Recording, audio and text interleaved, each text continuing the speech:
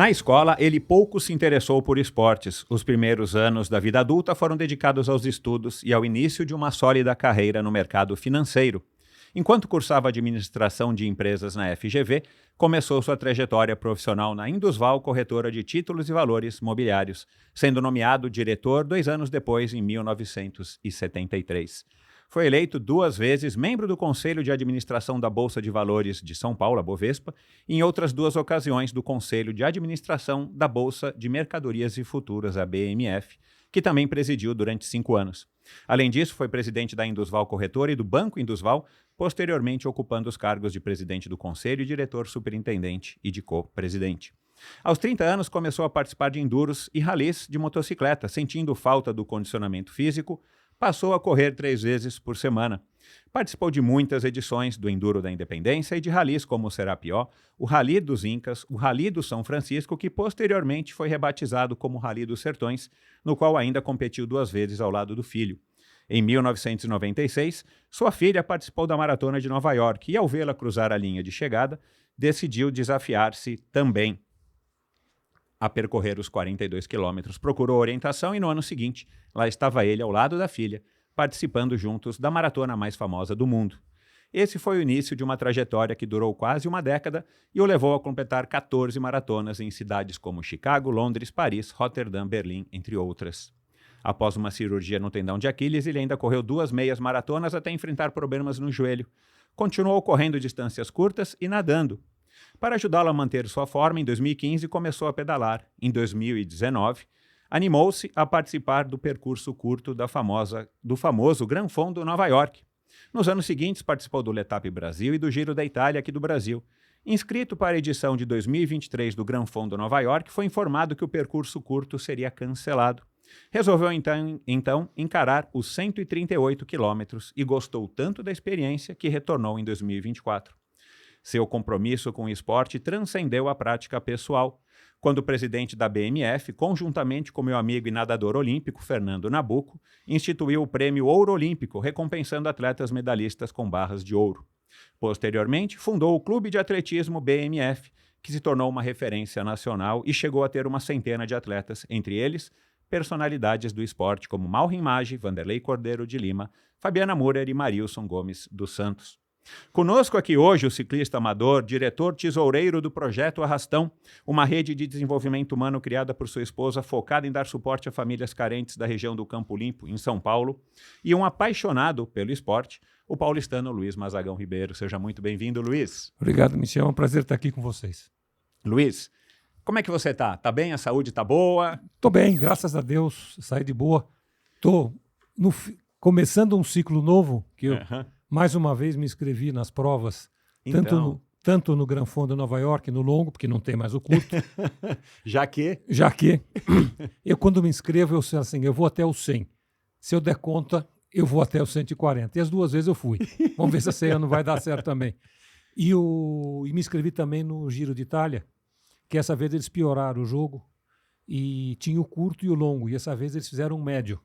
E eu fui para o médio. Uhum. O longo eu não tenho coragem, porque o longo tem uma serra chamada Serra do Paiol. Quem conhece Campos deve saber bem o que é literalmente um inferno. Exato. E realmente aquilo, eu subia no tempo que eu corria de motocicleta, aquilo era de terra ainda, e a gente subia de motocicleta em primeiro o tempo todo. Então você imagina que de bicicleta não deve ser a coisa mais fácil do mundo.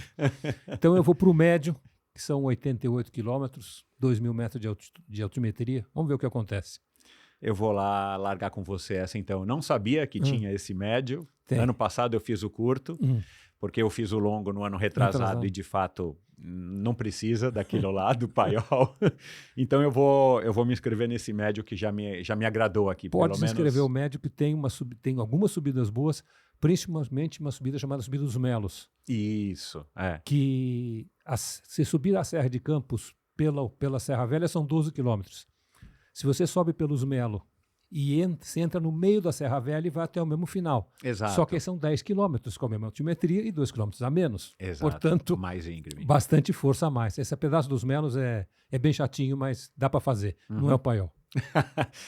Assim, é legal, é um desafio enorme subir o Paiol, mas você precisa estar de fato bem treinado, você precisa estar talvez até mal intencionado para querer encarar aquilo lá. Eu subi E fiquei aí depois uma semana sentindo nas pernas o que eu fiz, enfim. E de novo com mais de 70. Ô Luiz, eu vou querer saber aqui ao longo da nossa conversa como é que você se transformou nessa pessoa, né? Como eu falei aqui na introdução, que somente com 30 anos você deu uma despertada por vias indiretas, né? Foi a bordo da sua moto que você percebeu que precisava de condicionamento físico, mas você desde então vem numa toada impressionante, né? Dessa ligação importante com o esporte, e obviamente você está super bem de saúde, é nítido isso. Mas eu queria falar rapidamente aqui do Projeto Arrastão, que foi uma das coisas que quando o meu amigo, nosso amigo em comum que nos conectou, o Miguel, me falou, eu me surpreendi. E aí eu fui dar uma olhadinha, eu não sabia que o Projeto Arrastão ele foi criado pela sua esposa em 68. Eu vou até corrigir, o Projeto Arrastão não foi criado pela minha mulher, ele foi criado em 60 e pouco, mas foi um grupo de senhoras que se reuniu e montou esse projeto. Uma dessas senhoras era minha mãe. Uau! Depois de uns 6 ou 7 anos, essas senhoras já eram bastante senhoras e entregaram para minha mulher tocar. Entendi. E minha mulher tocou isso durante 30 anos. Uhum. Então ela vem tocando isso em 30 anos. O Projeto Arrastão fez 58 anos, se não estiver enganado, agora recentemente. E a Vera tocou isso durante mais de 30 anos e recentemente, há uns 6, 7 anos atrás, ela entregou e hoje o presidente é o Paulo e eu sou o diretor financeiro. Uhum. No período dela eu não me metia, porque onde minha mulher trabalha eu não posso estar junto, porque senão acaba dando confusão. Então, eu fui, agora, quando ela se aposentou, eu conscientemente, mais ou menos no mesmo período, estava me aposentando do banco também, e eu assumi algumas funções executivas lá. Uhum. Mas é muito legal, são 1.000 pessoas, entre jovens. O Arrastão ele tem um conceito diferente que eu brinco que a maior qualidade que eu acho do Arrastão é alguma coisa que normalmente é contido como um grande defeito, é a falta de foco. Porque o nosso foco, no pessoal, eu sou focado em crianças de 0 a 4 anos, ou sou focado em jovens de 14 a 18. O nosso foco é a comunidade do Campo Limpo. Então nós temos gente lá, desde 3 meses de idade, tem berçário, tem lactário, para a criancinha que tem que tomar mamadeira ainda, e vamos até, primeiro esse grupo até 4, são os pequenininhos, os menores, depois tem os médicos, que é o Centro da Juventude, criança e adolescente, desculpe, que vai até 14 anos, depois tem de 14 a 18, que é o Centro da Juventude, e depois disso tem uma área de empreendedorismo e ainda uma área que a gente tem ginástica para gente de idade. Então tem senhoras de 50, 60 anos fazendo exercício lá. Porque não adianta pegar uma criança que você cuida dela até 4 anos, depois solta na rua. Você tem que pegar o ciclo inteiro. Uhum. E é dificílimo você exatamente ter essa falta de foco. Você tem que tratar de todas as fases ao mesmo tempo. Mas a gente tem que cuidar disso, que o nosso cliente é a comunidade. Uhum. E assim a gente está lá. E das coisas que a gente fica muito feliz, que o Arrastão, apesar do nome, que é muito feio hoje, nós já estudamos mudar o nome do projeto algumas vezes, mas ele é tão importante no Campo Limpo, esse nome, que algumas vezes, há uns anos atrás, saiu uma reportagem na Veja, saiu diversas reportagens na Veja, cada bairro, as coisas que lembram cada bairro. Então, no Bexiga era a coxinha do fulano, na Moca era a macarronada do Beltrano. Nas 10 coisas que mais lembravam o Campo Limpo, a segunda colocada era ver as criancinhas andando com a camisinha do Arrastão. Então, existe um sentimento de pertencimento muito grande da comunidade do Campo Limpo e do Arrastão. Uhum. Então, o Arrastão nunca está numa zona, Campo Limpo não é uma zona tranquila, mas não tem problema de roubo, não tem problema de segurança, tudo funciona, tudo direitinho, que o pessoal respeita, a comunidade respeita o projeto, e é isso que a gente quer manter, e por mais 50 anos. Claro, é a reputação, é o legado de uma coisa que a população enxergou que é positiva para o seu bairro, e provavelmente por ter tantos anos em atividade, isso. Tem muito adulto hoje que teve sucesso na vida, que conseguiu se estabelecer, graças ao incentivo em alguma fase da vida do projeto. Tem uma atleta olímpica, que eu vou querer me lembrar o nome dela, que é a orientadora do projeto. A irmã dela até hoje é a financeira do projeto, que é funcionária de full time lá, toma conta do dinheiro, dos pagamentos. Está me faltando o nome dela agora, mas foi atleta olímpica, jogou na seleção de basquete. Que legal. Como comentamos há um pouco atrás, tem o Carlinhos, que foi um cara criado pela gente também, que você conheceu, que foi ciclista, fez Race Across America, fez um monte de loucuras. E o Carlinhos foi um cara, pra vocês verem como eram as coisas. Eu lembro logo que ele estava começando a fazer esse tipo de coisa, ele não tinha bicicleta decente para pedalar. E alguém deu uma bicicleta para ele.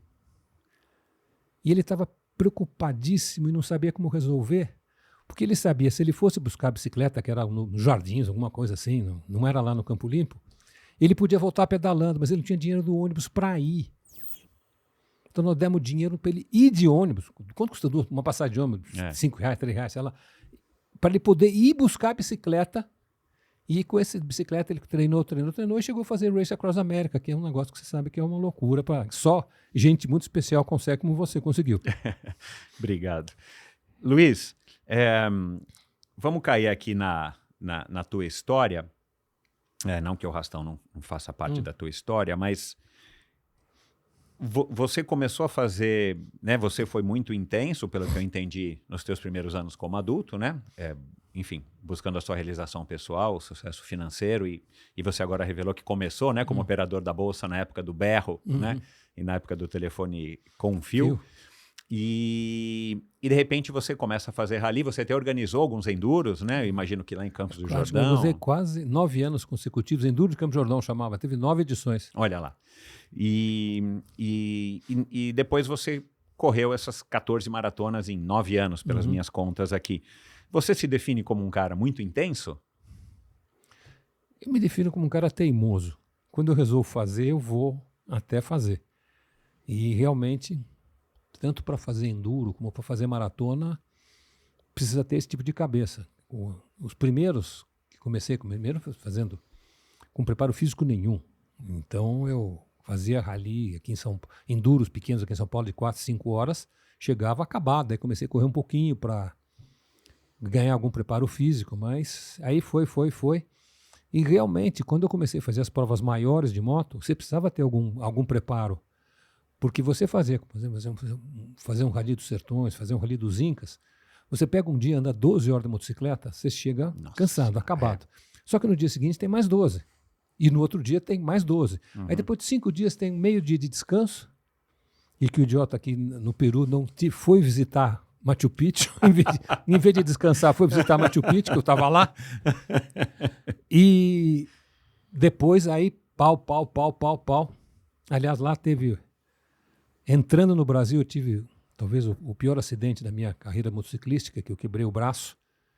Esse Incas eu não cheguei. Eu fiquei exatamente cruzando a fronteira do Acre, eu tomei um tombaço e acabei voltando, foi de avião mesmo. Eita. Mas os Sertões eu fiz 2, e era mesmo pique, era 10, 12 dias. Pau, não tem descanso. E a hora que você se entendeu com a corrida, o negócio ficou bem mais fácil para você? É diferente. A moto era um negócio que você fazia 2 vezes por semana, sábado e às vezes domingo. Quando, como você falou, eu vi minha filha chegar na maratona de Nova York e teimoso, eu falei, se ela fez, eu também faço. Eu mais 2 amigos mudamos lá, mudei de academia.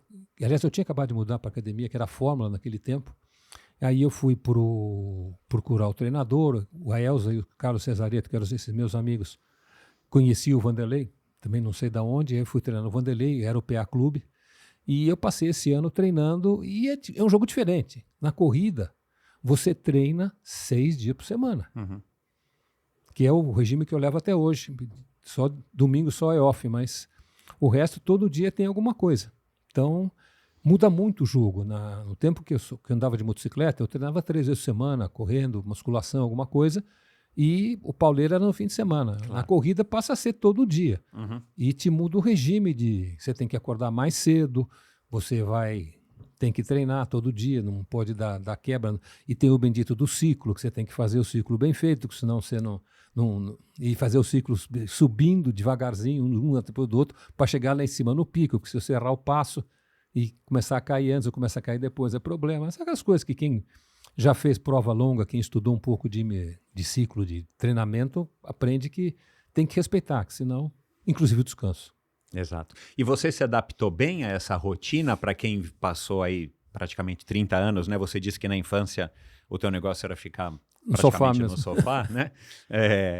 Você se adaptou bem a essa rotina? De novo, tanto que acabou a parte das maratonas, quando eu machuquei o joelho, Porque o meu negócio, eu fiz o tendão de Aquiles, depois que eu fiz o tendão, eu voltei, fiz 6 meses de fisioterapia, fiz tudo que o médico mandou, mas comecei a correr, mas mancando alguma coisa, aí o joelho... Eu não tinha já os ligamentos cruzados dos 2 joelhos da época da moto. Nossa Senhora. E eu corri as 14 maratonas sem nenhum dos 2 cruzados. O que, aliás, não faz diferença, porque correr é para frente. Você não pode jogar tênis, não pode jogar futebol, que faz para o lado. Para frente, vai embora. Só que depois, quando eu comecei, depois dessa operação, que eu não sei o que aconteceu, acabou me dando um problema no joelho direito que não tinha mais jeito. Eu ainda insisti um pouco, corri umas meia maratona, tudo, mas não tinha jeito. Foi quando eu comecei a pedalar um pouquinho, comprei primeiro uma bicicleta dobrável para ir até a esquina, depois eu fui dobrar para uma melhorzinha. Eu não consigo andar de speed, é um negócio incrível, que eu faço as loucuras todas, mas não consigo andar de speed. Porque eu tenho isso desde 16, 17 anos, eu tenho hérnia de disco. Uhum. E eu não consigo ficar naquela posição deitado quase da bicicleta. Uhum. Então, hoje o que eu uso é uma bicicleta chamada híbrida, que, aliás, não é. Híbrido, o pessoal pensa, é elétrico e mecânico. Não é. Bicicleta híbrida é um modelo de bicicleta que tem um quadro bem parecido com a mountain bike, só que com todas a leveza e as características de uma speed. Então, é pneu fininho, é um quadro que pesa 8 quilos, é uma bicicleta leve, mas você guia uma posição quase que erecta. Exato, é sentado de fato. Né? Como se estivesse numa mountain bike. O que não é bom, porque é vento no peito o tempo inteiro, seguro. O pessoal anda na speed deitado, não é à toa, não. É para tirar o vento. Então, E com guidão de mountain bike, né? Que me chamou a atenção nas suas fotos. Né? Isso, é tudo. É guidão de mountain bike, não tem jeito. Ela tem que ser alta, porque se eu baixar, a coluna vai embora e não segura. Então, é o que me segurou e tem que fazer com o vento no peito. E quem anda de bicicleta sabe que quando você está lá na ciclovia, quando o dia que está ventando, e é fácil voltar ao inferno. Para mim é inferno o tempo inteiro, que eu estou o tempo inteiro de peito aberto. Pedala literalmente de peito aberto. É, né? isso aí. Aliás, a gente tem um mecânico comum também, né? Que é o Edu Palito. Isso, Palito. Eduardo Chan. Eduardo Leivachan. Leivachan, isso mesmo. Como é que foi essa mudança de uma pessoa sedentária, né? Tinha uma rotina maluca de trabalho, o mercado financeiro, a gente sabe que é uma rotina de fato super estressante. De repente você começa a fazer rally, que é uma atividade com certeza super relaxante também do ponto de vista do aliviar o estresse, embora seja desgastante fisicamente. E aí de repente você começa a correr maratonas, né, igual um maluco. O que que você viu? Porque você podia fazer uma maratona por ano. Aposto que não foi o Fábio Rosa que te pediu para fazer 2 maratonas por ano. Nem o Vanderlei, né? Foi. O Vanderlei foi. Ou foi o Vanderlei? Caramba, não podia esperar isso. Não, o Vanderlei sempre teve na cabeça dele que tem que fazer 2 ciclos por ano e tudo bem. Aham. Lá todo mundo, nós éramos 30, 40 treinando juntos. Quem estava treinando maratona era sempre 2 ciclos. Aham. Caramba, eu não sabia disso. Ou não lembro, Fazia uma, descansava uns 20, 30 dias, começava um ciclo novo para fazer a outra. E sempre novembro e maio, para pegar Paris, Londres, Nova York, Chicago, que são são em tempos opostos. Pó de Açúcar mandava um avião, né, de gente para Nova York. Era uma festa. Então, é isso. Eu comecei a fazer, no fundo... Foi até engraçado, porque o que aconteceu foi que um grupo de amigos todos compraram moto. E todos começaram a andar numa... Ninguém entendia de moto, fazer rally, a gente fazia, na época era enduro. E nós começamos todos juntos. E depois de 1, 2 anos, a maioria foi parando, e o único doido que continuou até o fim fomos 2 ou 3. E eu comecei a fazer basicamente um troço que não era rally de velocidade, a gente fazia rally de regularidade. Aham. Então ajudava, porque tinha que fazer conta. E nisso eu entendi um pouco.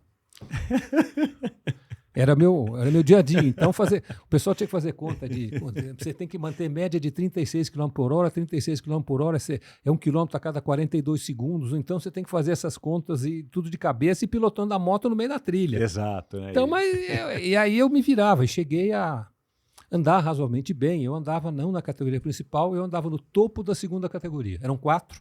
Eu andava no topo da 2ª, porque me deixava satisfeito, eu já não era mais criança, eu já era dos mais velhos, tinha 30 e poucos, quase 40, e andava razoavelmente bem. E o resto vem depois, o resto vem direto.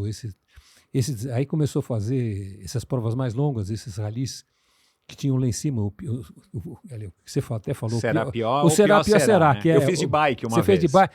Que para quem não conhece, será pior é do Ceará para o Piauí. E o pior será é do Piauí para o Ceará. Cada ano eles invertiam. Mas era uma coisa maravilhosa, passavam naquelas dunas, eram coisas legal lindas. Demais, E essas coisas eu já estava começando a andar com meu filho, que na época tinha 16, 17 anos, e já corria escondido de moto, porque não podia correr de moto sem carta, mas ele já corria comigo e a gente começou a fazer essas loucuras.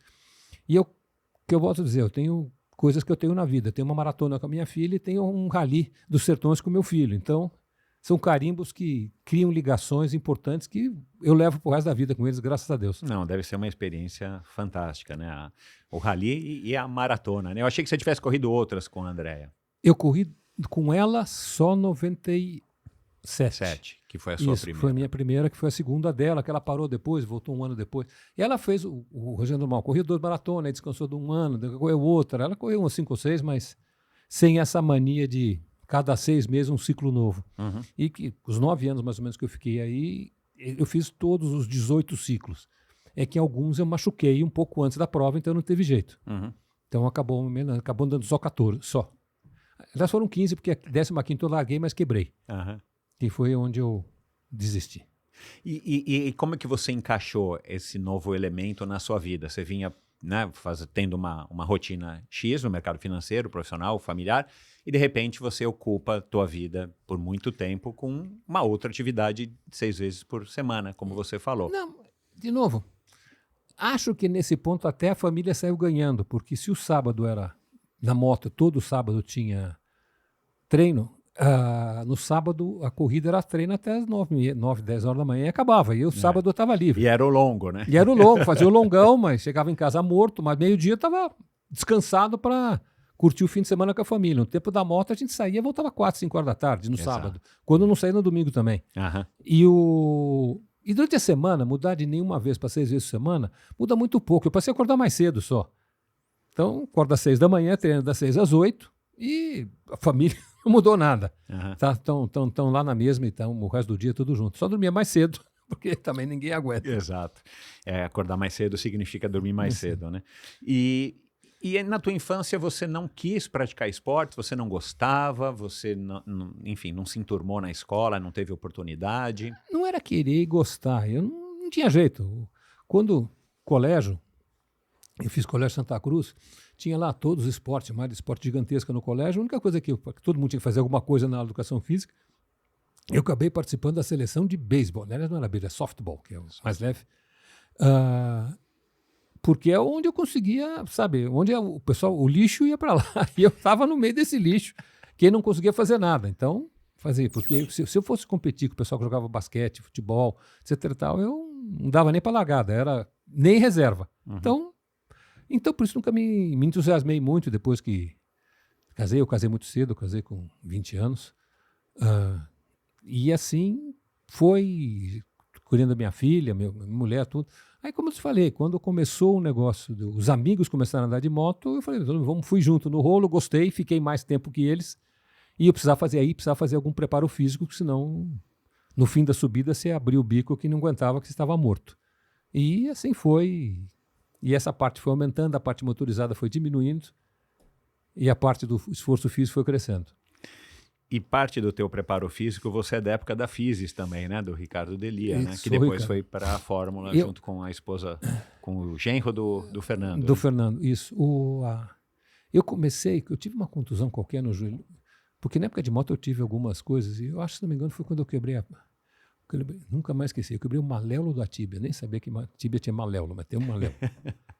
Eu não sei nem bem onde é, mas tem o maléolo da tíbia, e eu fui num médico, e que, aliás, todo mundo que faz esporte tem que ir em médico em medicina esportiva, não pode ir em ortopedista, que o ortopedista se manda, e tudo bem.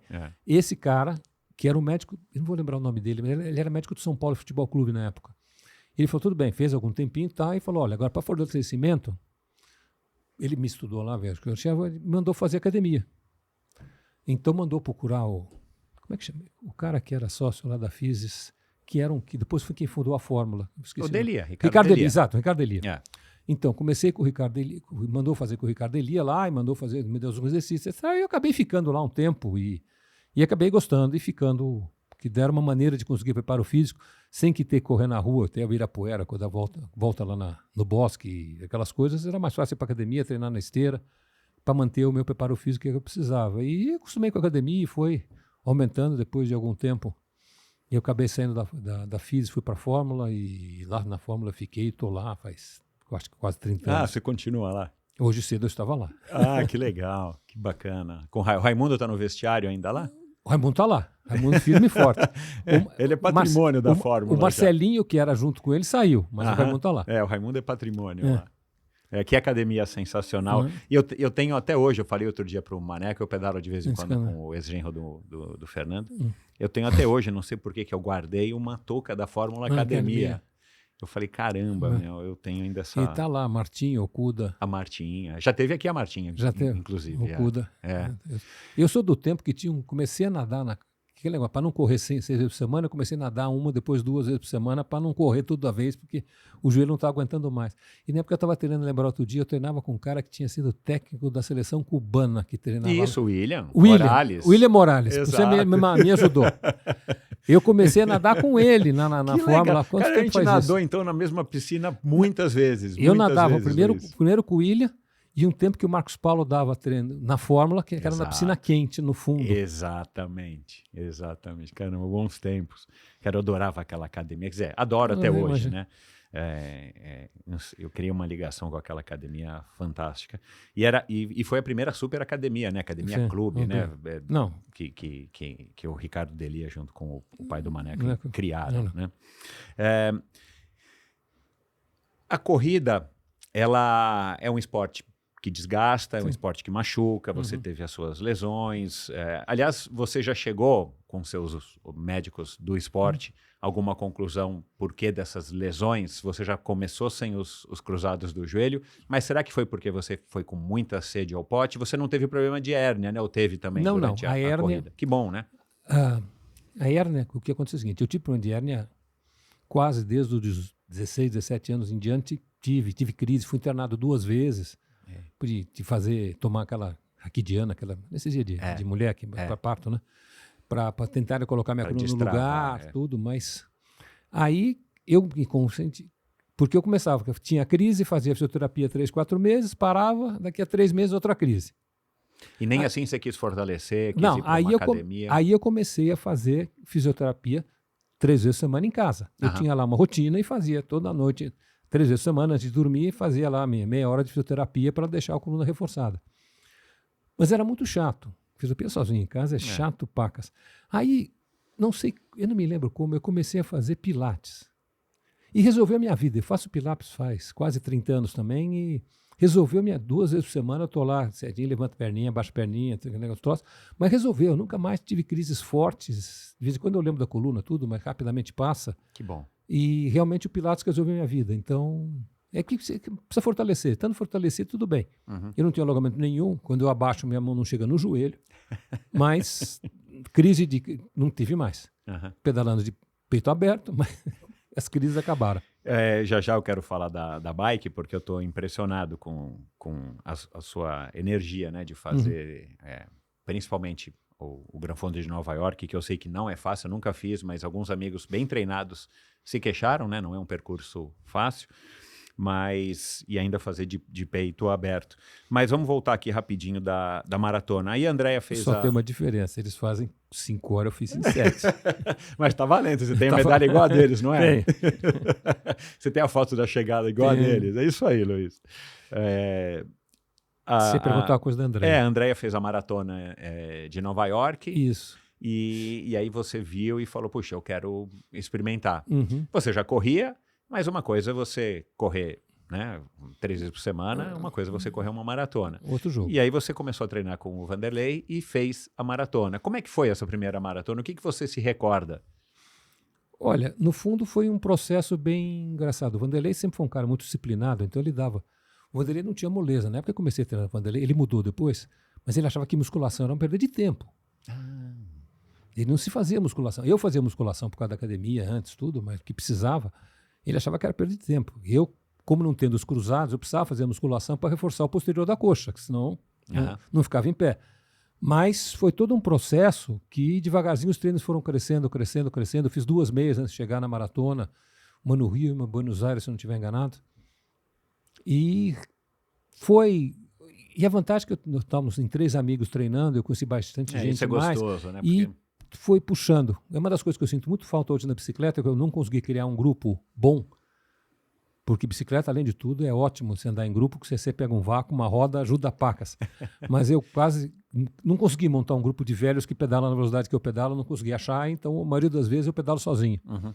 Mas naquele tempo não, você tinha um grupo bom e você corria junto, e você fazia a coisa bem treinada, e o Vanderlei nesse ponto era muito disciplinado, você tinha que fazer os treinos fortes, os treinos fracos.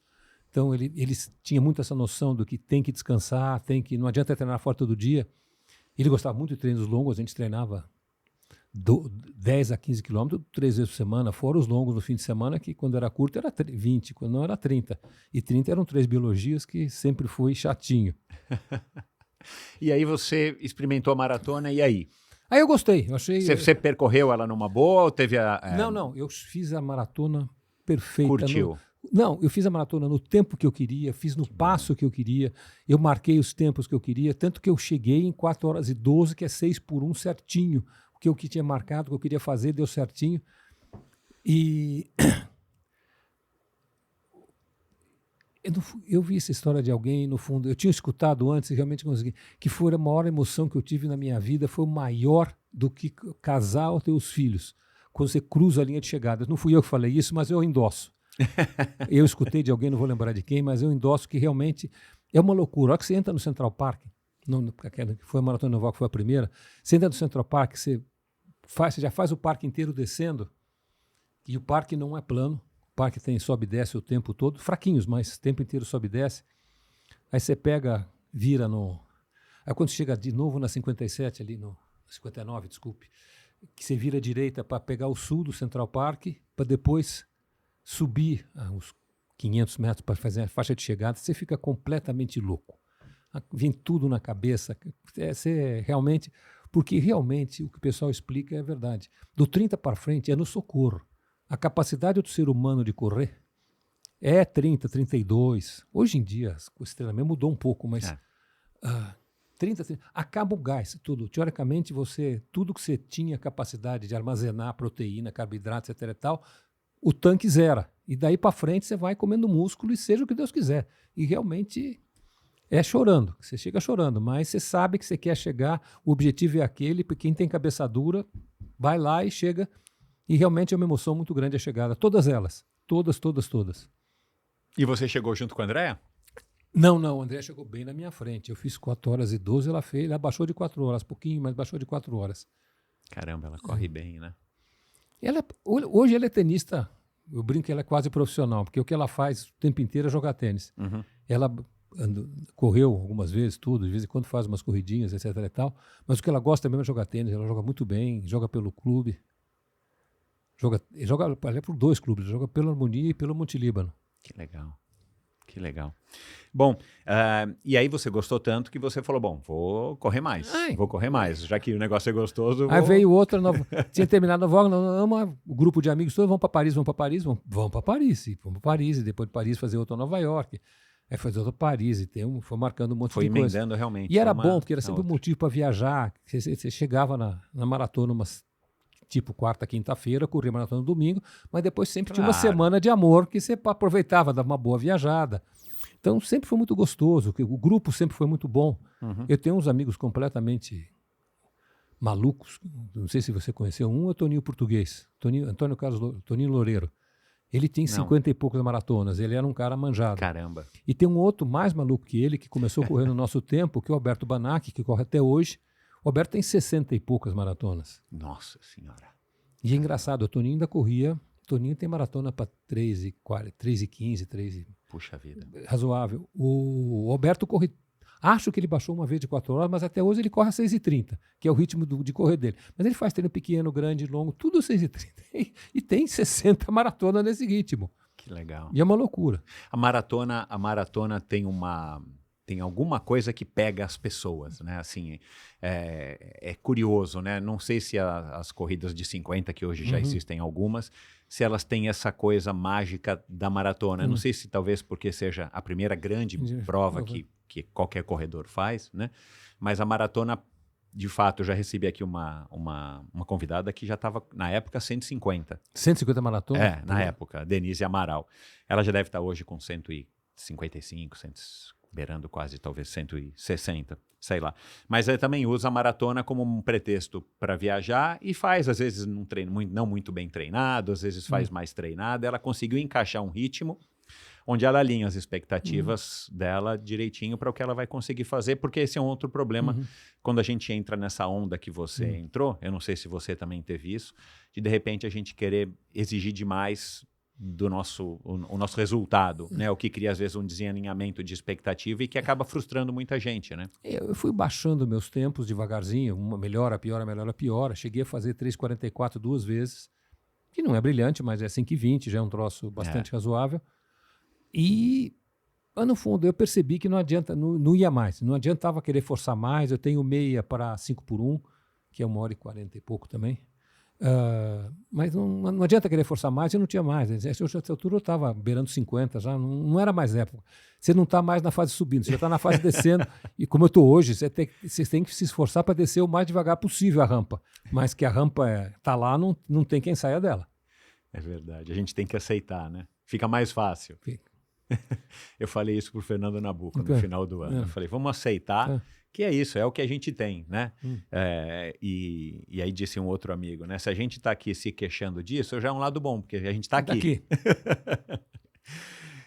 E o triatlon nunca, o Marcos Paulo, o Fábio, né? Já que você nadava também, nunca te sugeriram? Não, porque quando eu corria eu não pedalava. Eu nadava, mas para mim nadar, eu sempre achei nadar um negócio muito chato e continuo achando. E é o dia exatamente para que eu faço para não bater todo dia. Hoje eu faço treino de bicicleta e eu faço 2 vezes por semana na academia, 2 vezes na rua. Uma no Morumbi para pegar subida e no fim de semana um longo. E 2 vezes por semana na spinning. Mas se fizer isso todo dia, o peito acaba não aguentando. Então eu nado 2 vezes. O dia de natação é o dia do Pilates. É o dia exatamente de dar uma acalmada. Dar uma acalmada para dar menos impacto. Que é o que a gente vê que está acontecendo hoje. Os treinos hoje eu vejo que os tempos mudaram absurdamente para baixo. O pessoal que fazia maratona, quem fazia maratona de 4 horas era ótimo. Quem fazia maratona abaixo de 3, teve uma aposta famosa, você deve conhecer do pessoal do como é que chama? O cara que era diretor financeiro, que ia baixar de 3 horas, não é isso? Isso, Do Pão de Açúcar, na época. E era uma loucura, o cara vai baixar de 3 horas. Hoje em dia eu conheço uns 10 garotos que fazem abaixo de 3 horas, muito mais gente que isso, que abaixa de 3 horas. Sabe? Então, é que os treinos mudaram muito, e engraçado mudaram. É muito mais porrada nos treinos fortes, e com descansos e treinos... Mudou bastante a maneira, inclusive isso que você falou do Vanderlei, eu não lembrava, eu não sabia que ele era contra a musculação, mas hoje o entendimento, né, do treinamento mudou muito para melhor, e as pessoas então estão conseguindo, os atletas de ponta melhorando os tempos absurdamente, mas os amadores também estão numa pegada, muitos que a gente conhece, numa pegada de querer realmente ter um desempenho, muitas vezes beirando até um desempenho de profissionais, não dos campeões, mas essa vontade de querer entregar tudo no esporte, né? Mas, de novo, quando eu corria em Nova York, eu vou lembrar o Sandro, que era o cara que treinava com a gente, que ganhou o brasileiro em Nova York 2 vezes. Ele corria para 3:20, 3:22. Hoje em dia está cheio de molecada amador que faz. Teve aquele brigadeiro do Portugal lá que o Marcos Paulo fez. Teve outro, mas é tudo gente rodando a 3:20, que era atleta profissional. Então, realmente, o jeito de treinar mudou. E dentro desse avanço, pessoas como você também se beneficiaram, né? Que são amadores, enfim, amadores mesmo. Você não está buscando desempenho, você está buscando longevidade, ter saúde e o prazer que você encontra hoje na bike. Mas talvez a sua geração, e eu estou bem próximo da sua geração, seja a primeira geração de pessoas acima dos 40, dos 50, que estão sendo capazes de fazer o que você faz, né? Coisas que eram impensáveis para os seus pais, para os meus pais. E isso está se tornando cada vez mais normal, né? Tanto é que eu recebi aqui faz pouco tempo também o Djan Madruga, nadador olímpico, 65 anos, recordista mundial, dos 1.500, dos 800 metros, acho que dos 200 costas. Recordista hoje, acabou de ser campeão. E ele é um defensor do Sport Master, né? Como uma forma também de saúde para pessoas comuns, mas também como um desempenho esportivo, que é a categoria Sport Master de alto rendimento. Né? Que isso é uma coisa que é nova, né? Como eu falei, da Dona Nora, o Carl Biederman, que são recordistas mundiais acima dos 90 anos, já acima dos 100. Né? Não, tem. Então, isso está sendo bom para todo mundo, né? E a gente está conseguindo viver melhor e mais, com mais saúde. Mas vamos falar agora dessa tua relação com a bicicleta também, né? Que, de novo, você começou a pedalar e, de repente, você se intensificou a hora que parou de correr em 2017, né? Pelo que você me contou. E, de repente, em 2019, o que te motivou a... Vou me inscrever no Gran Fondo de Nova York. Podia ser uma coisinha mais curta, um critério, uma coisinha mais curta. Vamos no Nova York. Porque, de novo, eu passo todo ano, os meses de maio e outubro, lá em Nova York, que é quando é o Gran Fondo. Então, sei lá, eu saía quando eu comprei, a primeira bicicleta que eu comprei lá, e era uma bicicleta dobrável, que eu usava para ir pertinho, essas coisas, para não pegar trânsito. E eu comprei uma híbrida e comecei a pedalar cada vez mais longo e mais longe. Primeiro era só volta no parque, depois eu comecei a sair, passear pela cidade longe. Então eu vou a lugares em Nova York absolutamente desconhecidos. Tem um circuito que eu faço muito, chama-se Belt Parkway, que você vai beirando, você passa embaixo da ponte que larga a maratona, mas eu falo o nome agora. Verrazano? Verrazano Bridge, passa embaixo da Verrazano Bridge, vai beirando o mar lá em cima, dá uma volta de 70, 80 quilômetros que você dá por... legal. Então, são coisas que eu fui achando lá, fui descobrindo. Você sobe pelo lado, você vai até em cima, até George Washington, cruza. É onde é a largada do Gran Fondo, que eu já fazia antes.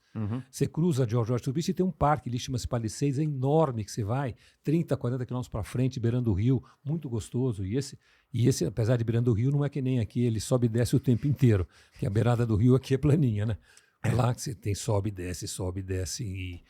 E eu fui aprendendo e no fundo os passeios que eu já fazia já eram parecidos de tamanho que era o Gran Fondo. Então, quando eu escolhi o primeiro ano o Gran Fondo, chamava Gran Fondo Beer, que no fundo o Gran Fondo ele ia até o topo dessa Beer Mountain e voltava.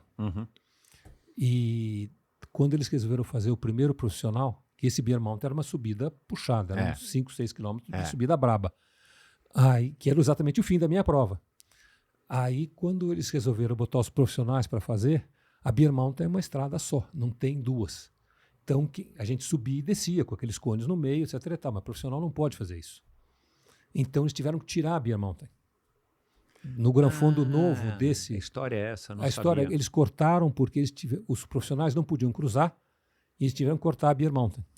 E foi quando eu estava inscrito e recebi um e-mail deles dizendo, não vai ter, eu curto, ou você quer seu dinheiro de volta, ou então vai no long que a gente acha que você chega. E eu, burro, fui na cabeça deles e você cheguei. Achou que o e-mail era para você? Era para mim, não era copiada, não era nada, não era a maquininha que soltou um monte igual, mas eu fui e cheguei e realmente... Foi assim que foi crescendo devagarzinho. De novo, e passar da conta, como eu estou passando agora, que até fazer para 70, 80 quilômetros não é bicho. É que nem fazer meia maratona na corrida, sabe? É um negócio que cansa, etc. e tal, mas de segunda-feira você está novo. Exato. Fazer esses de 140 quilômetros é padrão maratona. Realmente é muito cansativo. O cansaço é diferente porque você... O tempo que eu fazia, quando você fazia uma maratona um pouco abaixo de 4 horas, e desse de 140 quilômetros, eu faço em 7 horas e pouquinho, as 2 vezes que eu fiz. Então, só que a maratona, a corrida, desculpe, não tem descanso. Corrida você está fazendo força o tempo inteiro. Se Sem dúvida. você você está correndo e está descendo, você cansa menos, mas você está fazendo força. Bicicleta não. Bicicleta na descida, teoricamente, você pode parar de pedalar e você está cada vez mais depressa. Segura no freio, porque você está freando, que na corrida você não faz nunca. Então, realmente é diferente o pique, você não vai tão alto. E também é diferente porque no tempo que eu corria, na maratona você corria praticamente inteira acima de VO2. beirando o VO2 para o VO2 máximo. E hoje, na bicicleta, você faz com um pulso muito mais baixo que isso. E por isso que você aguenta ficar 7 horas, senão 7 horas na tampa não ia dar também, né? O legal da bicicleta, ainda mais em distâncias né, desse padrão de 70, 80, 100 quilômetros, é porque você aí tem a história do cenário, né? Correr uma maratona como em Nova York é fantástico, porque você vê várias coisas, mas talvez seja o equivalente na bicicleta, a hora que você vai para um lugar desses e fica lá 7 horas pedalando, vendo o cenário, também acaba sendo uma coisa que entretém, né? Você vê, na bicicleta você vê mais, como eu falei, tem horas na bicicleta que você diz, na maratona você não... Na bicicleta, mesmo estando num murretão, de vez em quando você pedalou 4, 5 minutos direto, você descansa 10 segundos, para de pedalar 10, 20 segundos, dá uma diferença burral no peito. Tá certo? Agora, na maratona não tem isso, não tem como descansar 10 segundos na maratona. Você vai o tempo inteiro correndo e não tem refresco. E a bicicleta é facilita por isso, e isso, inclusive, te ajuda a olhar mais o que está em volta, a ver as pessoas, a bagunça, a paisagem. É outra coisa, realmente é outro pique a bicicleta. Você não está na tampa o tempo inteiro. Uhum. Você diria que a bicicleta chegou em boa hora, até por conta da sua idade e tal? Porque o que a gente tem observado também cada vez mais são as pessoas que começaram cedo. E você não começou muito cedo, mas você começou com 30. Né? Para quem está com 70 e pouco, você começou cedo. É que em alguma hora a corrida vai te pegar. Né? Vai dar alguma dor, a corrida... Você vê o Márcio Milan, ele parou de correr faz anos e ele engatou no ciclismo e está igual um maluco, fazendo Race Across America todo ano. Né? Porque a corrida machucou demais. Mas, de novo, aí é que tem que só pensar muito numa coisa que eu falo. Correr machuca, e machuca mesmo, que é impacto o tempo inteiro. Ciclismo não machuca. Se eu subir, para subir a escada, parei o carro na garagem, para subir os 10 degraus, os 20 degraus de escada para chegar aqui, meu joelho, cada degrau que eu subo, ele fala bom dia, bom dia. E eu não uso mais ele. Bicicleta não acontece nada, eu consigo pedalar 7 horas e ele não sinto nada nele. Mas só que se cair, morre. O problema da bicicleta é esse, toma muito cuidado, porque as machucaduras são muito mais raras, mas quando acontecem, elas são muito mais graves. Isso é verdade. Então, é uma das coisas que velho eu preciso me preocupar, porque, além de tudo, velho, quando quebra, não cola. Para colar demora 10 vezes o tempo que demora para um jovem. Pois é. Para colar ou qualquer fratura que tem. Então, realmente, bicicleta é muito legal nesse ponto, mas precisa tomar cuidado, porque a gente embala. E você pega uma descida boa, etc e tal, aí acontece como aconteceu comigo há 2 anos atrás, você está em Campos do Jordão, descendo uma descidona linda, maravilhosa, etc e tal, aí tem um buraco, um buraco cheio d'água na sombra. Você não enxerga. Você caiu. Pela frente. Graças a Deus ralou tudo, mas não quebrei nada, mas que sorte. Tem que prestar atenção porque realmente é complicado. E você está com equipamento, teoricamente nenhum. Eu corria de moto, você tomava tombo espetacular, mas está com capacete, colete, joelheira, cotoveleira, roupa grossa. Bicicleta você está com um capacetinho que não vale nada e todo pelado, porque manga curta. Não, cair de bicicleta enfim, a gente sabe que a gente vai cair, a gente não sabe quando, a gente espera que não seja grave, mas é uma coisa muito chata mesmo cair de bicicleta. E desde que você começou a pedalar, então teve essa fase da pandemia e tal, que foi uma fase que também foi ruim pra gente, pra todo mundo, né? Mas você busca pedalar em lugares, você tem assim sonhos de consumo, você busca pedalar em lugares cada vez mais interessantes, ou que você ouve falar que são legais? Qual foi o lugar mais legal que você já pedalou? Não sei, eu acho que os melhores pedais que eu faço são em Nova York. Eu não vario muito, não. Somente em São Paulo aqui, o que eu faço muito, que o pessoal vai para ciclovia, vai. Eu procuro variar um pouco, eu não quero um treino tão intenso. Então, por exemplo, eu tenho voltas em São Paulo de 30, 40, 50, 60, 70 quilômetros, mas que eu saio para São Paulo e vou até o aeroporto, aí volto por cima, vou no muro, em Embi, desce, Lapa, sabe? E hoje tem ciclovia em praticamente tudo. Então, eu como também não quero andar depressa, o pessoal que anda bem de bike nem chega perto da ciclovia, das ciclofaixas, né? Eu estou devagarzinho, vou por ela grande parte do tempo, etc e tal, então dá para fazer passeios loucos. Mesmo em Nova York eu faço muita coisa em lugares que quando você vai pedalar, o pessoal profissional que vai pedalar de verdade, o que seria Romeiros aqui, de vez em quando eu vou, o que seria a USP aqui. Lá é essa Palisades, é uma estrada aqui em cima que se chama Sylvan Avenue, que é onde o pessoal... Eu quando passo lá, tem o pessoal treinando forte lá. Aham. Mas não é comigo, passo ali porque está à volta do outro caminho. Eu estou bem mais no sossego em fazer coisas. Agora, toda vez que eu vou viajar, eu procuro alugar uma bicicleta. Então, por exemplo, eu viajei agora o Réveillon, eu passei 6 dias em Paris, 5 em Madrid e 5 em Lisboa. Aluguei bicicleta nas 3 cidades. Que legal. Agora, não é fácil porque você tem que... Claro, eu estou com minha mulher, ela gosta que ela acorde tarde, até das 10 em diante o dia dela. Então tem que fazer a minha coisa antes disso. Foi no inverno? E olha, no fundo, você acordava em Paris. E parece essa vez eu dei azar. Eu já tinha ido algumas vezes no Réveillon, mas foi o mais frio que eu peguei. Mas estava todos os dias entre 0 e 1. Mas você sai às 7h30 da manhã, é breu, é escuro. Começa a clarear, quase 9 horas começa a clarear.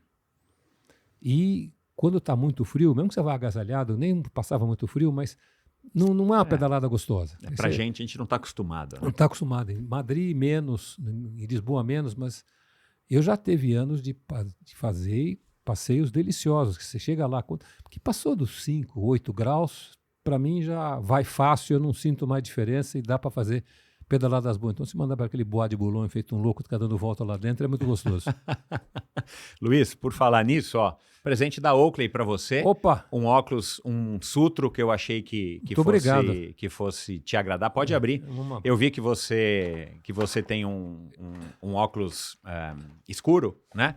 Aí eu peguei um mais chamativo para você. Não sei se a Vera vai gostar de você com um óculos chamativo assim. Todo espelhado, mas um presente da Oakley aí, num oferecimento da Oakley aí para você. Agradeço muito a você e a Oakley. Que eu acho que eu tenho 2 hoje, um deles acho que é Oakley. É Oakley, sim. Olha lá, esse é chamativo, hein? Esse é chique. Olha lá. Opa. Olha lá. Tô. Sábado pedalada já tem de óculos novo. Boa, que bom, Luiz, que bom, aproveite. E o que você viu, então, né, no alto aí dos teus 70 e poucos anos, o que você viu aí dessa tua incursão numa vida ativa, numa vida, enfim, bastante ativa, né? Primeiro com os ralis, enduros, depois as maratonas e agora de uma maneira aí também intensa na bicicleta, que você poderia dar de conselho para os mais jovens ou para as pessoas que estavam com você nessa jornada e que por acaso não enveredaram para esse caminho do esporte. Você deve ter muitos amigos ainda dessa época do banco e tudo mais, que não enveredaram para isso. Quais foram as lições, quais foram os aprendizados? O que você poderia falar aí para a gente? Eu acho que uma coisa é você se sentir melhor. Eu acho que você, quando faz o esporte, não precisa chegar no nível de loucura que eu cheguei, mas você se sente melhor durante o dia. Você treina de manhã cedo, acorda. Por exemplo, eu gosto de treinar de manhã cedo, mas tem gente que gosta de noite. Eu passo o dia melhor. O dia que eu treino, eu passo o dia mais tranquilo, mais sossegado, me sentindo melhor. Muito bem. E uma outra coisa muito importante é que eu acho que é uma grande lição de disciplina. Você, quando vai treinar para fazer, principalmente uma coisa mais forte, tipo maratona, algo do tipo, você aprende a se disciplinar. Se disciplinar no treino, em fazer os treinos certos, em fazer a periodização certa, em fazer o dia que é tiro, fazer tiro, o dia que é fazer rodar rodar devagar, o dia que é fazer longo. No dia da prova, não adianta ser feito uma besta, tem que sair. No dia da prova, você está querendo sair babando, porque você está super bem preparado. As últimas 2 semanas antes da prova, você descansou. Então você está babando, você está querendo correr, mas você sabe que você fez o planejamento com o seu técnico, etc e tal, você vai correr a 5h30. Aí você, no primeiro quilômetro, você faz 5 por 1 sem pensar, sabe? Dá para baixar mais, mas não, tem que brecar e andar devagar, porque vai faltar no fim. Então esse tipo de disciplina, esse tipo de consciência, de você se organizar, e num negócio que é muito sensível, você percebe muito fácil o que dá certo, o que dá errado, qual é o erro, qual não é o erro, te ajuda a você se disciplinar e se organizar por resto da vida. Em coisas onde a a disciplina não é tão perceptível no Não instante, é tão nítida, né? nítida no curto prazo, mas no longo prazo faz toda a diferença, como faz em tudo. Uhum. Agora, o mercado financeiro, ele exige disciplina, né? Precisa, porque é cheio de tentações. Lugar para tentações é lá. Então, realmente, você, cabeça Tem um juizando. paralelo aí, né, entre Sim. essa disciplina do esporte e a disciplina do mercado financeiro. Disciplina é para tudo. É para tudo. É para tudo. Você tem. Quem consegue se disciplinar e se organizar tem mais chance de dar certo. O esporte é uma ferramenta importantíssima, né, né, Sem dúvida. Luiz? E agora você contou para mim, mas eu queria que você contasse aqui para os ouvintes. Você contou para mim no ano passado, quando a gente estava conversando, sobre a sua maratona de Nova York com o Marilson. Isso foi engraçado. Então, pode contar aí, por favor. Aí tem uma história, que depois a gente pode conversar se quiser, porque nós tínhamos um clube, quando eu fui presidente da Bolsa, nós montamos um clube de atletismo. Você passou rapidamente na introdução. E o Marício era um desses atletas que corria com a gente. E eu tinha ido passar, como eu falei, normalmente em outubro, maio e novembro, e outubro eu estou em Nova York. A Maratona de Nova York é o primeiro fim de semana de novembro sempre, é a data fixa dela. Eu estava lá ainda, não tinha atrasado um pouco essa vez. E estava com minha mulher na rua, etc e tal, e voltamos. E sabia que tinha maratona, mas eu já não estava mais correndo, já estava no outro pique. E voltei para o hotel para pegar, na hora do almoço, para pegar alguma coisa, e olhei na televisão, passando a maratona, eu olhei do Santos escrito na camiseta, falei, pô, o Marilson está correndo aí. E realmente fiquei vendo a televisão, etc e tal, ele correndo com o etíope, eu não vou lembrar quem era o etíope que corria com ele, mas ele ganhou do cara, no final ele ganhou a maratona, ele passou o cara, e no fundo, toda vez estava um bando de gente, aí 2, 3 etíopes, quando faltava 6, 7 quilômetros, sumiu, e o etíope foi e ele foi atrás do cara, e no meio de Central Park ele deixou o cara para trás e ganhou a maratona. O cara ganhou a maratona de Nova York, meu Deus do céu. Aí eu fui. Eu falei, Vera, desculpa, você vai almoçar onde você quiser, que eu vou. E para quem conhece, eu fui lá no Central Park, do lado oeste, que é onde chega a maratona, e eu cheguei na rua 70, mais ou menos, que é onde é a chegada, e só que eu sozinho, cara, e com a coragem, quero falar com o cara que ganhou. Não tem jeito. Mas eu, cara de pau, fui. Aí cheguei pro cara que tá onde tinha uma entrada, etc e tal, falei, tudo bem, eu sou patrocinador do cara que ganhou, etc e tal. O Clube MF, quem patrocinava o Marilson, mas correu com a camiseta do Clube MF, com Pão de Açúcar. E o cara falou, não, eu fiquei pro cara, né? Vai falar com aquele outro cara. Aí andei 200 metros para frente no parque, cheguei, outro portão, outro cara, conversa. No quarto ou quinto cara, e eu sempre com a mesma história, eu sou patrocinador do cara, ganhou, eu quero falar com ele, eu preciso falar com ele, o cara ganhou, é meu patrocinado. Aí chegou e me mostraram, fala com aquele cara ali. Me apontaram aquele cara ali, era um cara que não estava na porteira, estava encostado, aí eu descobri, era o presidente do New York Road Runners Club. Ai, que legal. E ele falou, tudo bem, eu sou da BMF, eu sou o cara que patrocina o Marilson, etc e tal. Ele devia saber, porque inclusive não queriam deixar o Marilson correr, porque a camisa dele estava fora do padrão. Pode ter patrocínio, ele não queria deixar o Marilson correr com a camiseta da BMF, porque tem um padrão qualquer de desenho e estava fora do padrão, mas ele falou, agora vai correr, etc e tal. E talvez ele tinha conversado com ele, ele falou, eu sou da BMF, etc e tal, que patrocina o Marilson. Ele falou, tudo bem, ele está ali tirando fotografia. Aí eu fui para o meio do mato, ali uma ruazinha que ele estava tirando fotos, e falei com ele, ele me viu, fez a maior festa, tudo, e eu fiz toda a festa da maratona junto com ele. Então nós fomos para o prédio do New York Road Runners, dando entrevista, eu era o tradutor junto com o tradutor oficial, dando palpite. Aí depois saímos para frente, ficamos dando entrevista, passeando, tiramos foto na rua. Aí de noite teve o jantar, de noite tem uma grande festa e tem um grande jantar, tem uma festa enorme lá na boate lá embaixo, no andar de cima tem um jantar. Aí estava jantamos eu, o Marilson à minha direita, a seguinte da Vera do lado de cá, esse etíope que eu não estou lembrando o nome, que tirou segundo, que era o recordista mundial na maratona na época, etc e tal. Ou seja, eu ganhei a maratona junto com ele, eu participei toda a festa eu ganhei a maratona Nova York uma vez. E realmente foi muito legal, o Marilson sempre foi um bom amigo, a gente sempre vive se convivendo, a gente encontra muito em Campos do Jordão, ele está sempre por lá. E realmente foi um barato, uma sensação total. Coisas malucas, quando saímos, nós pegamos um táxi, eu e ele, para voltar para o hotel. Aí o cara do táxi, não sei como conversou alguma coisa, que é maratona, eu falei, foi ele que ganhou. O cara ficou louco. O chofer do táxi ficou louco. Que o cara tinha ganho a maratona, estava com ele no táxi. Ele estava levando o cara para casa. E realmente foi uma loucura. E no dia seguinte, eu ia voltar para São Paulo, o cara foi me buscar no aeroporto. Não, eu vou buscar o senhor amanhã, me levou para o aeroporto, porque ele queria mostrar para a mulher dele o cara que tinha ido com o cara que é maratona. Que realmente Nova York, a maratona de Nova York é um negócio que parar a cidade de Nova York não é um negócio simples. E a gente vê, pessoal que acabou a corrida, esse pessoal, todo mundo sai com a medalha, quem correu, que foi o João, Exato, não vê nada. Todo mundo sai com a medalha, dão mordomia em restaurante, fura a fila, dão desconto, loja, tudo. Todo mundo sai com a medalha que quem fez a maratona é festejado pela cidade. Bacana, né? Que bacana. É um movimento cultural já da cidade, né? E para a gente, caminhando aqui para o final, fala um pouquinho da BMF, que foi uma época de ouro, né, do nosso atletismo, né? Eu citei aqui alguns atletas, faltou o Jardel, entre outros. E foi muito lamentado, né, o fim da equipe, né? Assim, as pessoas não ressentidas, muito pelo contrário, agradecidas, mas até hoje o atletismo ainda não ganhou de novo um patrocinador desse peso. Isso, uma empresa que enxergasse o que vocês viram, né? A diferença, de novo, sendo muito franco, a BMF era uma organização como um clube. A BMF não era uma empresa. Uhum. A BMF depois se juntou com a Bovespa, hoje chama-se B3.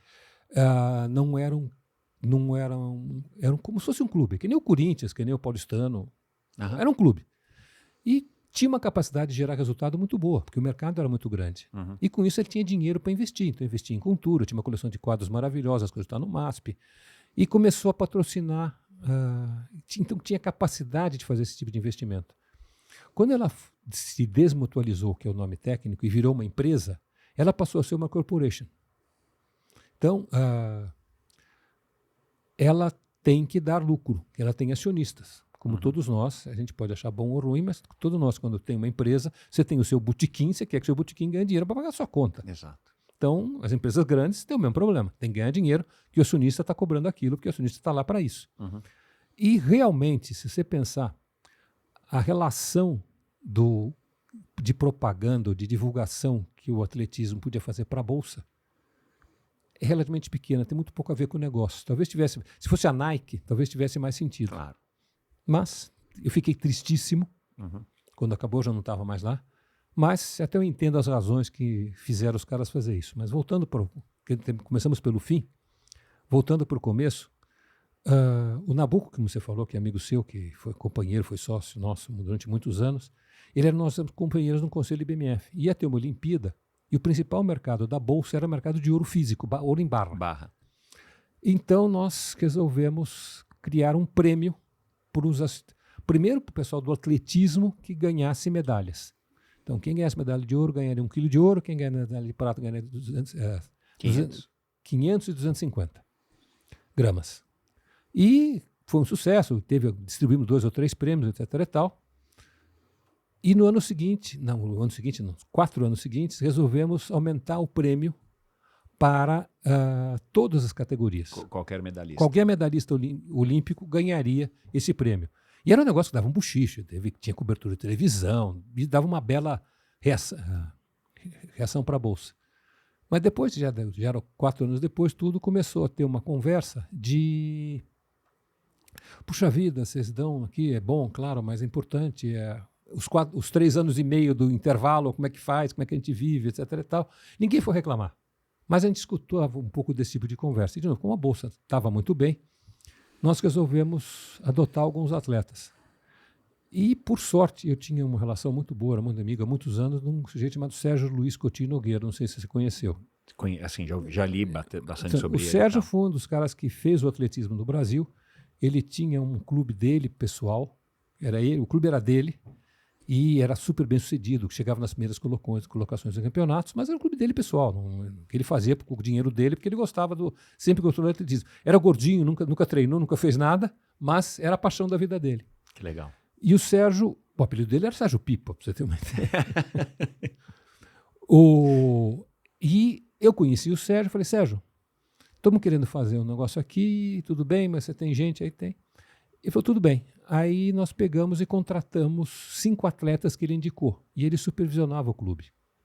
Então, quem indicava os atletas, quem indicava os técnicos, tudo era o Sérgio, que é quem entendia do assunto. Não adiantava eu querer dar palpite no que eu não conhecia. E passamos esse ciclo com esses 5 atletas e depois disso, ele tinha um clube que chamava-se Funilense. Funilense, famoso. Famoso. O clube Funilense. Nós absorvemos o clube Funilense e criamos o clube BMF de atletismo, que depois virou o clube BMF Bovespa. E começamos a crescer o clube. Em vez de 5, fomos para 10, fomos para 15. Quando terminou, nós tínhamos mais de 100 atletas e 30 ou 40 técnicos, nutricionistas, Nossa, enfermeiros. Era, de novo, a gente fala triste quando acabou, muito triste, mas quanto custava isso? Então. 100 atletas, mas de novo, tinha suporte. Tinha atleta, tinha o enfermeiro, tinha o nutricionista, tinha o médico. O médico era da maioria do clube era o Cristiano Laurino, você deve conhecer. Sim. O Rodrigo era o fisioterapeuta, mas tinha uns 4 ou 5 fisioterapeutas com ele, o Rodrigo Iglesias. Uhum. Tinha um monte de gente top que treinava lá. E só gente boa. O Jadel, que eu fui dizendo, ele treinava e a mulher dele, que era a fisioterapeuta dele. Então tinha todo o time, e a gente treinava primeiro no Constâncio, que é onde eu treinava com o Vanderlei, e depois nós fizemos um acordo com a cidade de São Caetano, e o São Caetano passou a ser um dos patrocinadores do clube, junto com o Pão de Açúcar. Porque daí o clube já era importante, o clube já fazia coisas. E o São Caetano fez um centro de atletismo lá sensacional, e a gente treinava lá, e realmente durante 10 ou 15 anos foi o top. Tanto que tinha um Campeonato Brasileiro de Atletismo, que chama Copa Brasil, não é isso? É isso. Troféu Brasil. Troféu Brasil. Troféu Brasil. De atletismo, a gente começou a ganhar sucessivamente. Mas assim, ganhar com 3 vezes a quantidade. No fim, a gente até brincava, se dividisse em BMF masculino e BMF feminino, tirava primeiro, segundo, e os outros eram terceiro, quarto e quinto. Era quase covarde. Todo mundo bom treinava conosco. Daí fomos buscar resultado. E realmente esse tempo de investimento deu resultado. A maior imagem, nós pegamos mocinha e ganhou medalha olímpica para a gente. O Marilson e o Vanderlei são nomes conhecidos, mas 2 vezes Nova York, ganhou não sei quantas São Silvestre, etc. E tal. O Vanderlei tem aquela história famosa dele na maratona, que ele ia ganhar a maratona olímpica e foi derrubado e acabou chegando em terceiro. E acabou ganhando, pouco a gente sabe, a medalha mais importante da maratona que existe. Exato, né? Que chama Barão de Coubertin. Barão de Coubertin, que é a medalha que eles dão para quem tem espírito olímpico maior que os outros, que eles dão assim uma cada 3, 4 maratonas. Cada 3, 4 Olimpíadas eles dão uma. E ele ganhou essa medalha. Mas tem o Jadel, que foi recordista mundial do salto triplo. Tinha um monte de gente top. Eu estou lembrando, tinha uma moça que fazia arremesso de peso também, que era sensacional. Então, o que tinha de bom no atletismo brasileiro era nosso. E realmente durou algum tempo.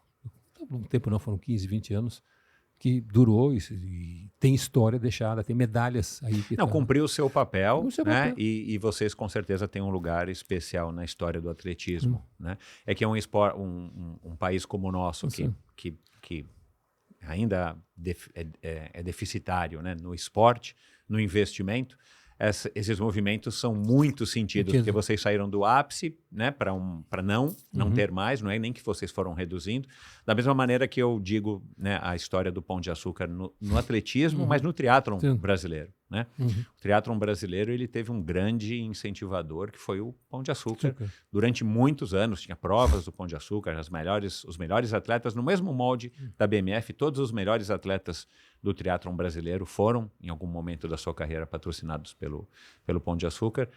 E depois que tudo isso acabou, também ainda não apareceu, né, nenhuma empresa, nenhum instituto, nenhuma ONG que abraçasse isso da maneira como e você está falando eu estou vendo atrás de você a figura da Fernanda Keller, que para mim sempre foi uma das... Exato, foi do Pão de Açúcar muitos anos. Não, essa mulher ganhou o Ironman do Havaí quantas vezes? 3? Não, ela foi terceiro lugar 6 vezes, medalha de bronze 6 vezes. Isso. Né? Aqui do Brasil que ela ganhou inúmeras vezes e tal.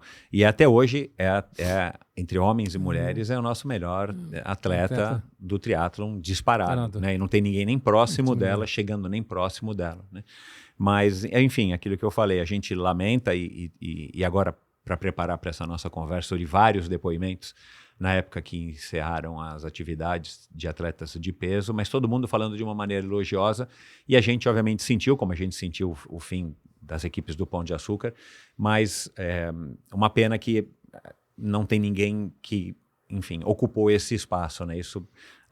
Não, a única coisa que eu acho que o maior legado, que independente das medalhas, dos recordes, tudo que foi feito, é a prova que o investimento feito de maneira séria, em longo prazo, funciona. Exato. Porque os primeiros anos, o clube tinha resultado, mas não eram brilhantes. Os resultados grandes começaram a vir depois que você tinha cara treinando conosco há muito tempo. O cara que pôde largar o emprego para poder só treinar. O cara que tinha técnico, que além do técnico bom, quando ele machucava tinha que consertar. Sabe? A coisa feita direito dá resultado. E com o tempo. Em se plantando dá. É isso aí. Luiz, quando a gente fala de sucesso, o que te vem à cabeça? O que significa sucesso para você? Olha, é difícil dizer, porque, no fundo, os maiores sucessos, que nós falamos muito pouco disso, que o que eu me dou e me valorizo é a minha família, tá certo? Eu estou casado há 50 anos. Parabéns. Eu tenho 2 filhos maravilhosos, super bem-sucedidos profissionalmente, e bem casados, e com netos maravilhosos. No fundo, com todas as coisas que eu fiz de esporte, de trabalho, na bolsa, na corretora, no banco, o que eu me lembro mais em termos de sucesso é a minha família, que é onde eu vejo que as coisas deram certo, sabe? Então, meus filhos deram certo, meus netos estão dando certo. Tem uma neta que está estudando em Londres, um neto que entrou na Politécnica, lá nos primeiros colocados. Os outros 2 estão mais jovens, mas um está esquiando agora, fazendo coisas. Então, meu filho acabou... Coincidência, meu filho acabou em trabalhar faz uns 6 meses atrás, exatamente na B3, que foi uma das coisas, dos lugares de onde eu comecei. Que legal, né? Então, realmente, o que eu penso em sucesso, para mim, é isso. Minha vida deu certo por causa disso. E qual o melhor investimento que você já fez? Difícil pensar nisso. Porque investimento, quando a gente pensa em investimento financeiro, ele tem começo, meio e fim, ele acaba rápido, não sabe, tem que fazer, dinheiro não é mal nenhum, gosto muito de poder aproveitar, mas investimentos têm começo, meio e fim. Eu acho que o melhor investimento que eu fiz foi exatamente na minha família, no meu casamento, que foi de onde resultou tudo isso, todo esse bem-estar que eu tenho hoje, essa felicidade que eu tenho hoje, que é muito claro que a parte profissional, a parte esportiva ajudou, mas o que me dá felicidade junto com tudo isso é exatamente estar bem casado, faz 50 anos e estar firme. Que legal, que mérito, né? Porque hoje em dia a gente sabe que não é fácil, né? São poucos os casais que passam essas barreiras dos 20, 30, 40 anos de casado. Você já falou dos teus desafios esportivos aí para esse ano de 2025. Tem algum desafio que você gostaria de fazer, que você já descobriu e que você ainda não se sente capaz ou que está esperando a oportunidade? Não, de novo, como eu estou falando, nós estamos descendo a rampa. Com 70 anos, os desafios que eu fiz a semana passada. Eu fiz a inscrição do Gran Fondo, do longo e do giro que eu fiz no médio. São 3, eu fiz no médio. Que até o ano passado o giro só tinha o pequeno e o longo. Exato. E esse ano tem um médio. Como o pequeno ficou um pouco menor ainda, eu falei, não, para diminuir. De 66 para diminuir para 60, eu vou para os 80 quilômetros, que é mais razoável. E mais uma vez me inscrevi no Gran Fondo, mas com a mesma ideia. Eu vou até o 100. Depois no 100 eu resolvo se eu continuo ou não. Mas porque, de novo, hoje o que eu estou querendo, o meu desafio é cair devagar. Isso. Porque não tem... Ter essa consciência. Não tem inventar... Depois das bobagens que eu já fiz, não tem inventar, fazer com rates. Não é minha ideia agora. Não tem sentido. Então eu prefiro... E o L'Étape da França, por exemplo? Eu já pensei, mas, de novo, nunca coincidiu muito. Mas é um negócio que eu já pensei, mas nunca me animou muito fazer uma etapa lá que eles têm lá. Nunca me animou muito. Mas pode ser que seja um pique. Mas o que eu sinto é que no Gran Fondo, como eu já falei para você, o pessoal faz, porque ganha, chega em 4 horas, eu chego em 7 horas e meia. eu chego quase estourando o limite da prova. Os que eu vi, o Letap, são muito mais exigentes, são muito mais profissionais. Não tem os velho gordo pedalando que nem eu. Tá certo? Então, que na Varrock tem pouco, mas tem. Uhum. E, de novo, é engraçado, porque eu tenho algumas taças em casa do Letap Brasil e do Giro de Itália. No Giro eu tenho uma taça de segundo. Eu tenho uma taça, aliás, de terceiro, só que eram 3. O ano seguinte do Giro eu fui pior. Eu tirei 4, mas eram 6. Proporcionalmente eu fui melhor. Exato. Eu tenho uma de segundo que eram 3 também. Mas é assim, é cair menos, porque não tem muito o que fazer. Ô, Luiz, você tem essa percepção? Eu já li e talvez eu já esteja sentindo isso, eu tenho 55. Quando a gente está pedalando, no nosso caso, né, eu também praticamente, enfim, eu só pedalo e nado, mas quando a gente está pedalando num grupo com um monte de gente que tem idade, às vezes, para ser nossos filhos, isso dá uma energizada. Te puxa. Te puxa. Se é pessoal mais novo, te puxa. Não tem jeito. Você está lá no bando, você tem que tentar acompanhar o bando, para eles é mais fácil. Às vezes até bonzinhos, um pouquinho mais devagar para sua causa, mas você tem que morrer, mesmo eles indo um pouquinho mais devagar. Mas vamos lá, tem que fazer. Eu tenho alguns, de vez em quando, mais comum encontrar de vez em quando, que eu vou umas 3, 4 vezes por ano fazer Romeiros, que é uma pedalada boa. Eu faço uma de 80 lá que... Romeiros é exigente. É exigente. Não, mas para fazer um Gran Fondo dessas coisas, você precisa ter uns troços desse padrão. E de vez em quando eu encontro alguns amigos que eu conheci, que corriam comigo, depois pararam de correr, estão pedalando, mas tem 20 anos a menos que eu, 30 anos a menos que eu, mas... De vez em quando a gente faz uns pedacinhos junto, eu me mato para acompanhar eles um pouquinho, etc. E tal, gente mais moça te dá motivo para fazer. Bicicleta assistida já passou pela sua cabeça? A híbrida de verdade? Não tive vontade, então, por enquanto. Não teve necessidade também, né? Pode ser, é negócio. Você está se defendendo ainda. Eu tô segurando ainda e... De novo, eu sou um fã. Hoje eu praticamente... Guio carros elétricos e híbridos só. Eu gosto, acho bom, acho mais gostoso. Prefiro... Aliás, o carro tem que ser híbrido, porque senão você pegar a estrada, o elétrico, parar no posto 3 horas para carregar não vai dar certo. Não. Mas eu tenho bastante... Gosto, mas no pedal ainda, enquanto minha perna der conta, eu vou... Porque eu também já experimentei, mas nunca treinei, nunca pedalei, mas quem é fã, quem anda bastante, fala exatamente isso, né? Aliás, na subida da Serra de Campos, no último Letap que eu fiz, eu fui ultrapassado por diversas bicicletas, né? Eu não sei quando que eles largaram, mas assim, eu fui ultrapassado por diversas pessoas com bicicletas elétricas assistidas. Mas ele te dá um pouco também desse... além, né? A hora que você não estiver mais conseguindo acompanhar um grupo, ou a hora que você também não estiver mais num pique de fazer Romeiros, os 80 quilômetros só no peito, você pode, com uma bicicleta assistida, que você vai fazer um pouquinho menos de força, ou vai manter o mesmo nível de força e vai fazer com uma velocidade um pouco mais rápida, né? Tudo bem, enquanto... Eu não sei, eu tenho a impressão que... Eu já fiz alguns passeios de bicicleta de elétrica. Uma vez eu fui com toda a família para a África do Sul. E nós alugamos bicicletas lá e fizemos diversos passeios de bicicleta lá no interior. Mas eu não sei nem que... Talvez eu tenha alugado as bicicletas erradas, porque eu vejo que as híbridas melhores, essas mistas melhores, você pedala, mas você tem que pedalar. Tem que pedalar. Tem que pedalar. As que eu tinha alugado lá são bicicletas que tem um botão. É uma moto. É uma moto de... Aí não é a mesma coisa. Não é outra coisa.